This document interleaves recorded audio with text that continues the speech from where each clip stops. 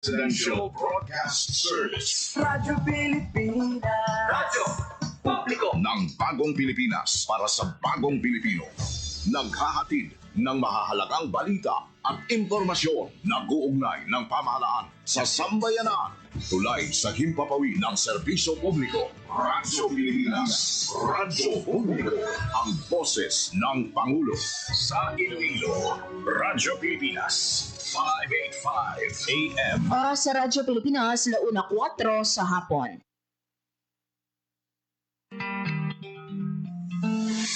Adlaw-adlaw, Lunes tugtog Biyernes, pagdulong sang mga balita.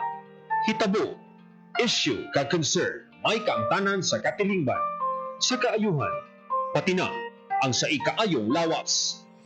Halin sa mga concern sa mga bata, sang mga lamharon, nagadinalaga kag nagasinultiro, mga hamtong, professional man o mamumugon, mga tigulang, kabuhi kag paghimakas sang mga ginikanan para sa ila kabataan.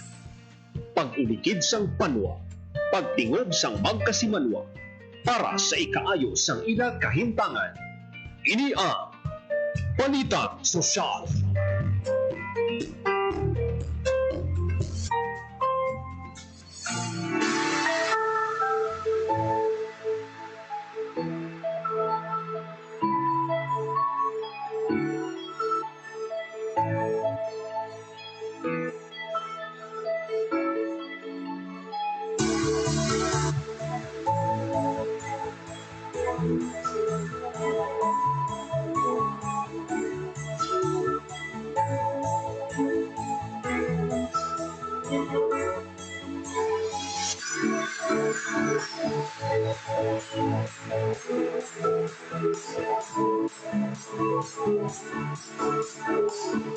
Mayong hapon Pilipinas, mayong hapon Western Visayas, mayong hapon syudad kag probinsya sang Iloilo. Good afternoon sa mga biyan ka mainit nga hapon sa aton nga tanan. Adlaw kita subong sang Lunes, Setyembre 29 tuig 2025.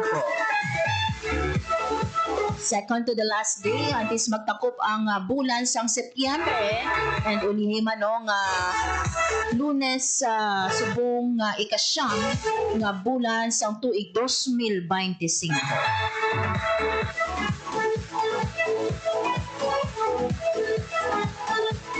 Mayong hapon sa aton nga mga dagpanamanid di mga bahin sang Pilipinas sa kunsang kalibutan. Mayong aga, maayong gabi o kung maayong udtuman sa aton nga mga overseas Filipino workers and those living abroad.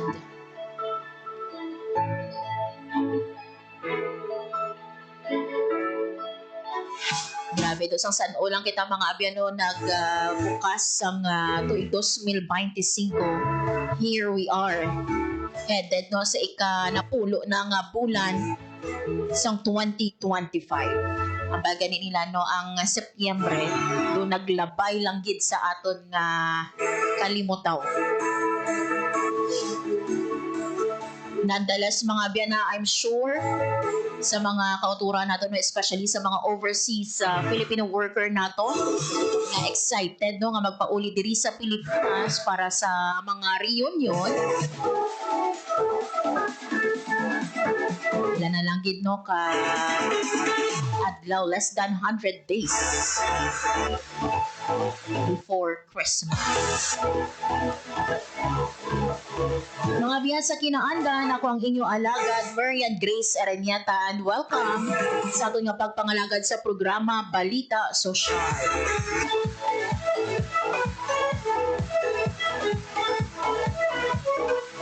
Matapos mga abyan no, ang pilaman ka sunod-sunod no nga bagyo na naglabay diri sa aton sa Pilipinas. Subong no naga-experience kita sa mainit na no nga panahon.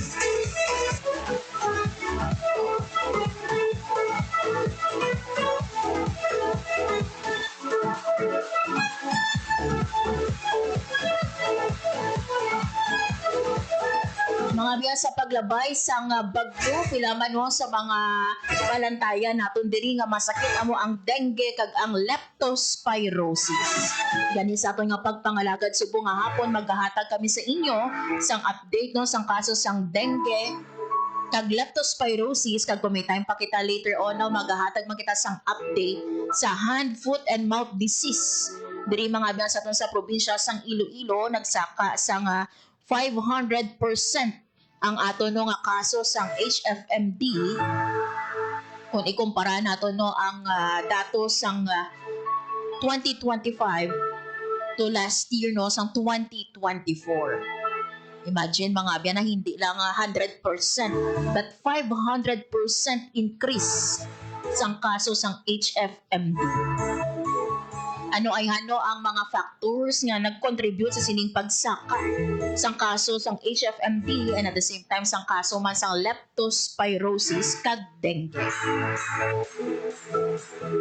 Ibaloon naton ina later on kaupod ang aton nga Iloilo Provincial Health Office.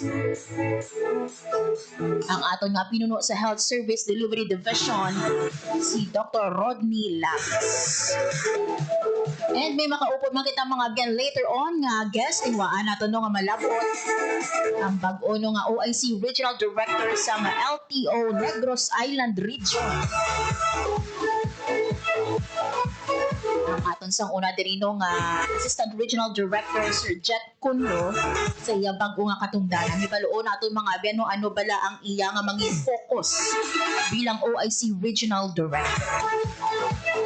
This time mga abyan magakuha kita na isang pinaka-latest nga lakat sang panahon kaupod ang aton nga Pag-asa Iloilo. Radyo Pilipinas. Sa atong piyak nga linya si Ma'am Lenore Silvestre sang DOST Pag-asa. Ma'am Lenore, maayong hapon. Mayong hapon man sa tanan. Muna yung ating latest weather update para sa tubong adlaw Monday, September 29, 2025. Sa tubong wala naman na kita mag-monitor ng LPA o bagyo sa sulod or sagwa sa ating Philippine Area of Responsibility. Samtang easterly, pag nag-apekto sa bilog ng pungsod. Di lang sa Western Visayas, general super wala kita, pero wala man natin ang mga posibilidad sa mga isolated na pag-ulan, tangalat ng palago o tuba sa easterly.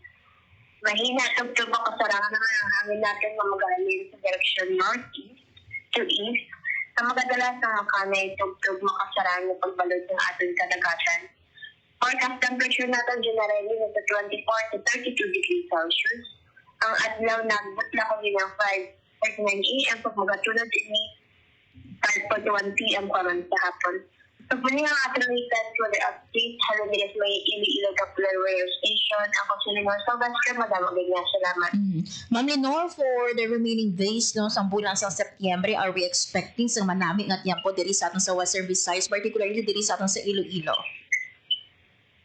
Well, yes ma'am, kung masaya natin sa ating mga 5 regional weather outlook, ma'am, generally for weather catastrophe Friday, ma'am. Ma'am, subong nga bulan sa Setyembre, no, madamo-damo sang bagyo ang nagsulod diri sa aton sa Philippine Area of Responsibility. For the month of October, pila ay hano ang gina-foresee naton or ginalauman naton nga bagyo nga masulod sa PAR? Well, ma'am, for the month of October 2025, ma'am, expect kita ma'am mga ara sa 2 to 4 nga tropical cyclones ang magasulod or magalagay din sa ating mga Philippine Area of Responsibility, ma'am. Ma'am Lenore, subong no, mabadyagan natin no ang mainit man nga panahon no, pero may ara bala tsansa nga karon sa hapon or karon sa gabi mangin mainulanon man ang aton nga weather.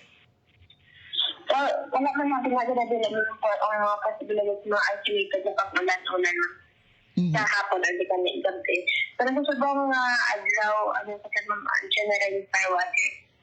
Pila ihan ma'am ang aton nga heat index subong nga Lunes? Well, ang pinakamataas natin nga heat index na nakuha, ma'am, kanina nga alas Tuesday, which is 41 degrees Celsius. Wow, mataas-taas Ma'am Lenore no ang ining 41 degrees Celsius naton ano ang posibleng epekto sinino sa lawas ang mga naton man nga mga pumuluyo. Well, possible man ang mga ship-related na, na cases. Mhm. Lastly, Ma'am Lenore, ang imo no nga panugyan sa aton nga mga tagpalamati. Well, ano lang ang magdala lang sa, hindi naman magdala sa tubig. Hindi naman sa madamo nga tubig. Mag-sok-sok lang sa lightweight, light-colored clothing magdala sa fire protection sa init. Okay. With this, Ma'am Lenore, madam, maging salamat. Madamang maraming salamat, ma'am.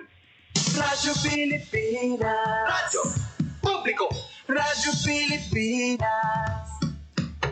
There you have it, mga miyan, Ma'am Lenore Silvestres, ang DOST Pag-asa, Iloilo. So, lauman natin mga biyan, generally fair weather until Friday. Pero wala no gina-roll out sang aton man nga pag-asa ang posibilidad nga karon sa hapon or subong nga hapon kag karon sa gabi magtupa ang ulan. Pa-record kita mga biyan sang 41 degrees Celsius kaina alas 12. Nyara no sa extreme caution. Gani no sa mga kauturan nato, mga traffic aids nato no nga nagapamati subong nga hapon. Mga construction workers naton and those no ang ilang nga opera inahanglan no magpatial sa init yang ato dira nga panugyan from time to time no magpanilong mag-inom sang inyo nga tubig.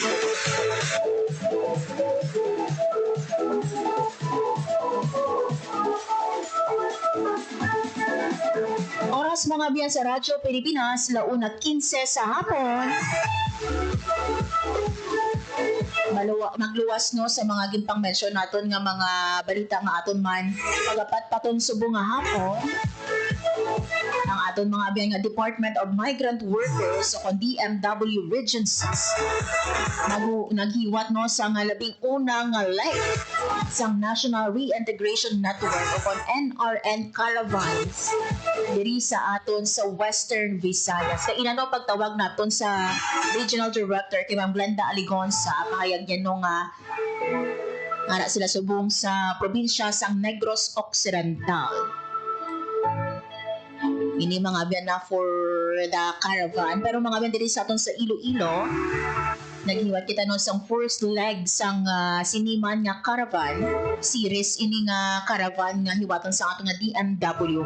So sa sini nga caravan mga biyan ang aton nga mga overseas Filipino workers kaupo no ang ilang mga pamilya nag-avail sa mga nanuhay-tuhay nga government services nga gintanyag sang pila naton ka mga ahensya. Lakip diri ang Department of Labor and Employment, ang aton nga Overseas Workers Welfare Administration, Department of Trade and Industry, Department of Health, Philippine Health Insurance Corporation, lakip man ang Department of Social Welfare and Development, Department of Science and Technology, lakip man ang Department of Tourism, Pag-ibig Fund, Department of Human Settlements and Urban Development, ang ating nga Technical Education and Skills Development Authority, Philippine Social Security System, Department of Agriculture, kag ang ating nga Public Employment Service Offices sang probinsya sang Iloilo kag syudad sang Iloilo. So lakip diri sa gintanya sa mga ahensya kag sang aton man nga mga partner LGU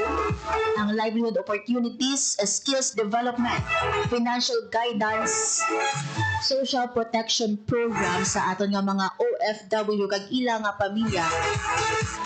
Sa diino kapin 200 ang nagtambong sa siniman nga pag-provide sang services sa isa ka mall diri sa Ledesma Street sa syudad sang Iloilo. So ang ining NRN Caravan ang kabahin sa pagsaulog natin sang National Maritime Week celebration. So happy National Maritime Week sa aton no nga mga, especially sa aton nga mga seafarers. Diri no sa aton sa Western Visayas, isama kita mga biyan sa mga regions kung sa diino madamo sa mga ginapatubas nga mga seafarers. So gani no sa aton nga